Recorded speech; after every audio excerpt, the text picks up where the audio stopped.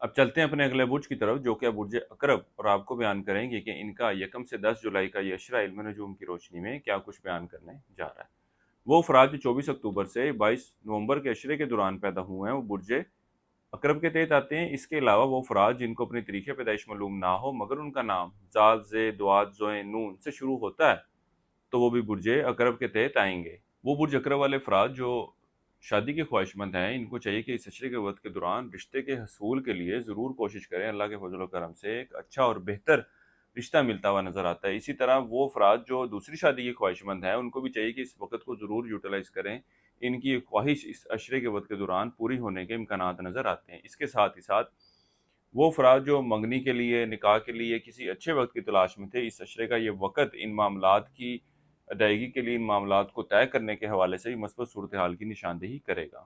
وہ افراد جو عشق و محبت کے معاملات سے وابستہ ہیں، اس اشرے کا یہ وقت ان کے آپسی تعلقات میں بہتری کی طرف اشارہ کرے گا۔ ان کے گھومنے پھرنے، کھانے پینے، ملنے ملانے کی نشاندہی بھی کر رہا ہے۔ یہاں تک کہ وہ افراد جو اس تعلق کو رشتے کی تشکل دینا چاہتے ہیں، ان کو بھی چاہیے کہ اس حوالے سے ضرور کوشش کریں۔ اللہ کے فضل و کرم سے بہتر نتائج کی امید کی جا سکتی۔ اس اشرے کے وقت کے دوران اولاد سے وابستہ خواہشات پوری ہوتی ہوئی نظر آئیں گی۔ وہ شادی شدہ جوڑے جو اولاد کی خواہش رکھتے ہیں، ان کی بھی یہ خواہش اس اشرے کے دوران پوری ہوتی ہوئی نظر آتی ہے۔ اس اشرے کا یہ وقت آپ کے سیر و تفریح، گھومنے پھرنے کے لیے جانے کو بھی ظاہر کر رہا ہے۔ وہ افراد جو بیرون ملک جانے کے خواہش مند ہیں، ان کی بھی خواہش اس اشرے کے دوران پوری ہوتی ہوئی نظر آئے گی۔ یہاں تک کہ وہ برج اقرب والے افراد جن کے دوست رشتہ دار بیرون ملک مقیم ہیں، ان کو اپنے ان دوستوں رشتہ داروں کی طرف سے کچھ تحفے تحائف بھی ملتے ہوئے نظر آتے ہیں۔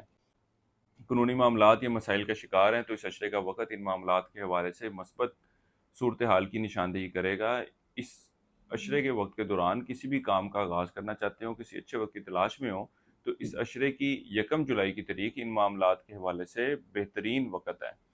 ہمارے اس چینل کو سبسکرائب کیجئے گا، اور ٹک ٹاک پر اگر ہماری ویڈیو دیکھ رہے ہیں تو ہمارے اکاؤنٹ کو ضرور فالو کیجئے گا تاکہ چینل پر آنے والی تمام ویڈیوز کی نوٹیفیکیشن آپ کو ملتی رہا کرے۔ اس اشرے کے وقت کے دوران آپ لوگوں کو چاہیے کہ زندگی کے معاملات کے حوالے سے اچھے اور بہتر فیصلے لینے کے لیے اپنے غصے کو قابو میں رکھنے کی کوشش کریں، اور اس اشرے کا وقت ان لوگوں کے لیے بھی مثبت صورتحال کی نشاندہی کر رہا ہے جو اسٹاک مارکیٹ یا کرپٹو کرنسی یا اس طرح کی دیگر ڈیجیٹل کرنسیز میں ٹریڈنگ کر رہے ہیں۔ یہ وقت ان کے مالی معاملات، مالی صورتحال میں بہتری کی طرف اشارہ کر رہا ہے۔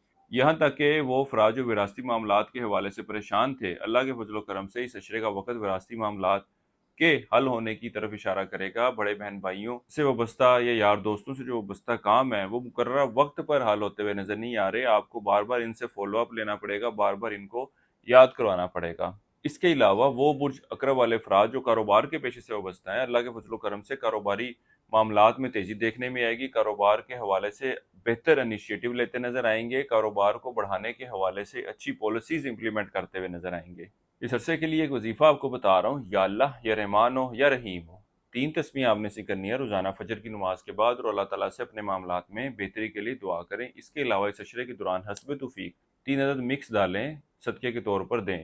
وہ افراد جو اندرون سفر کا ارادہ رکھتے ہیں، اس عشرے کا یہ وقت اندرون جانے کے حوالے سے اتنی کوئی مثبت صورتحال کی نشاندہی نہیں کر رہا۔ اگر پھر بھی جانا ضروری ہو تو اس عشرے کی آخری تاریخوں کا انتخاب کریں۔ برج اقرب والوں کے لیے اب تک اتنا ہی۔ اللہ حافظ۔